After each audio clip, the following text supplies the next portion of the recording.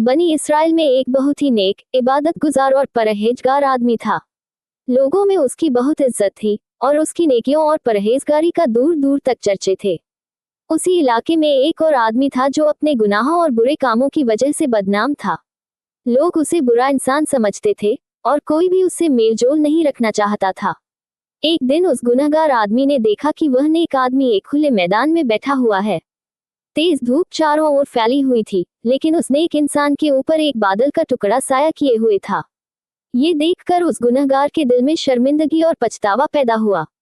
उसने सोचा, इस चिलचिलाती धूप में जहां दूर दूर तक कोई साया नहीं, एक बादल सिर्फ इस आदमी के ऊपर छांव कर रहा है, यह जरूर अल्लाह का नेक बंदा है। क्यों ना मैं भी जाकर इसके पास बैठ जाऊं, शायद अल्लाह इस नेक बंदे की वजह से मुझे भी माफ कर दे। वह गुनहगार आदमी जाकर उस नेक इंसान के पास बैठ गया। लेकिन जैसे ही वह बैठा, उस नेक आदमी के दिल में घमंड और तकब्बुर आ गया। उसने सोचा, ये बदनाम आदमी, जिसे कोई पास बैठाना भी पसंद नहीं करता, यह मेरे पास कैसे आ गया?